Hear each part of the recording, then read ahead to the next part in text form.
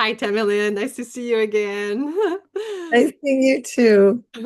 So, in our last conversation about Shakira, you also mentioned another something that also influenced the belly dance era during that time, and it was the show El Clone. Can you share with me more about that? Yeah, I'm gonna, rewind a little bit back to 2001 because I'll even go back farther because when I was in South America in the 80s, one of the places where I spent 6 months was in Brazil. And I danced. There weren't very many dancers. There were some musicians, a few dancers. It was just barely starting to get started within the Arab community. But fast forward to 2001, there were a couple of big dance schools, maybe more than a couple. And I actually was brought to Brazil in September of 2001 to teach a workshop. And I got to meet up with the people that I had worked with way back in the 80s. And it was a wonderful reunion. And everybody was talking about this television show. And nobody, like the actress in the show that belly danced, she wasn't really a dancer. She had coaching to dance, but a lot of the dancers and musicians, most of them were actually in the show at some point or another. And it was like, wow, that's really exciting.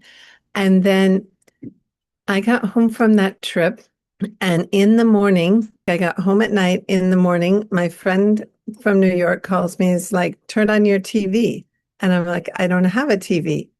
And he's like, well, find something to turn on because they're attacking us. Well, it was September 11th, and the World Trade Center was hit. The Twin Towers were hit with the airplanes. So it was totally shocking. That was a whole big change in everybody's life. And when then with my studio, there was so much anti-Arab, anti-Islamic, not in my studio, but my studio was affected by this anti anti-Arab, anti-Islamic sentiment.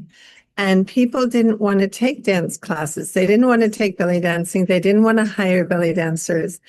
The first show I did that I performed in after that was probably a couple months later, 6 weeks or a couple months later.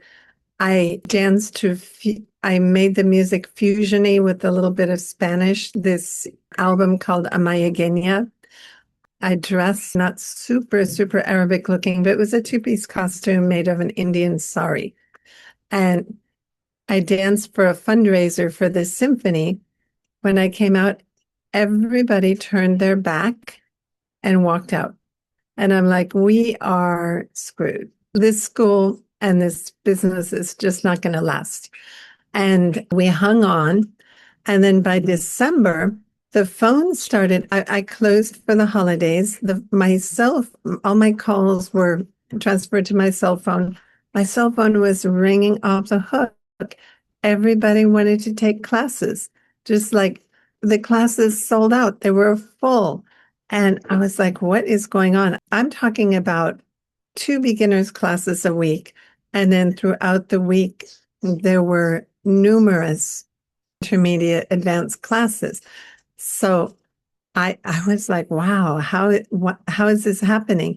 And then pretty soon I realized that people were asking, and it was in Miami Beach, and in Miami, people speak a lot of Spanish. So they would call me and they'd say, Ustedes hacen el baile del clon.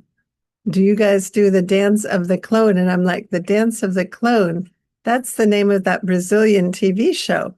But Brazil speaks Portuguese, so I didn't know what was going on. And it turned out the show had already come out in Brazil, but they translated it into Spanish and it swept Latin America, like Miami, all the rest of South America, Central America, Mexico, Spain, you name it.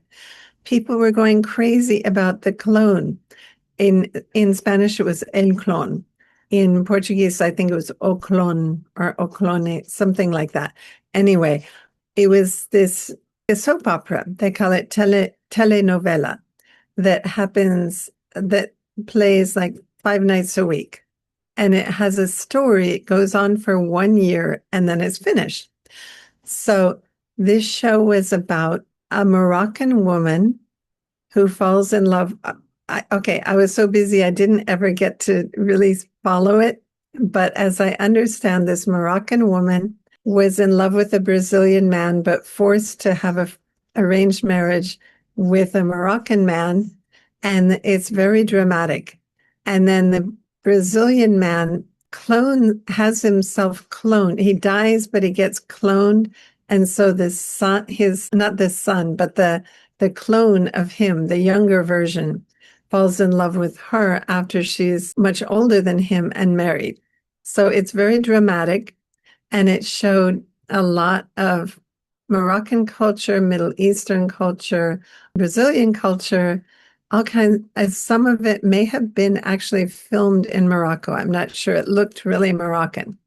And they had belly dancers, and they would have her dance with all the things that are American fantasy, like all the things I used to do when I was in Brazil, like the sword on the head and multiple veils and all this stuff. So people loved it. It affected fashion. Like there were beauty shops that opened in Miami called Clon or named something to do with Clone. They would sell the jewelry, like these bracelets with a ring and bracelet and different jewelry that would represent the clone. New belly dance studios opened. My studio was the only one in all of South Florida for 13 years. After the clone, then there were numerous belly dance studios and qualified people too, qualified teachers, because we had belly dancing in Miami.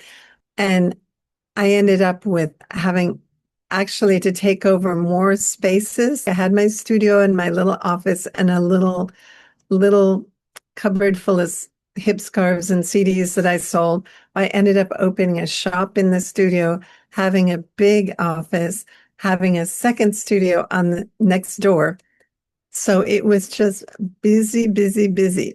And it stayed that way for years. But that year, 2002, that was like you could not even keep up with it. And people calling for shows and it was incredible, actually. And I used to pretty much run the studio single-handedly. And then I would have an assistant that would help me. It was just like the two of us. I had to have full-on staff. I had to have like my board of directors because my studio was nonprofit. I had to, delegate stuff to them. It just mushroomed. It was incredible, but not just in my studio. It mushroomed all over the Spanish and Portuguese speaking world. Well, I don't know about Portugal, but definitely Brazil. Brazil, it's huge and it has been ever since. All over South America, it's like much bigger and farther ahead than we are now. So that was really interesting. It had a huge impact. That's interesting. How long did that show lasted? It was 1 year. 1 year. 1 year and it did that much impact. Wow. Oh, yeah.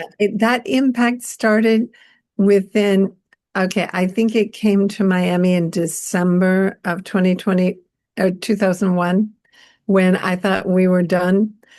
And by around the holiday time, around Christmas, I already had impact. By March is when I had to expand. It happened really fast. Well, thank you for sharing that. You got so much. So we'll finish at that, and then I have another question after this.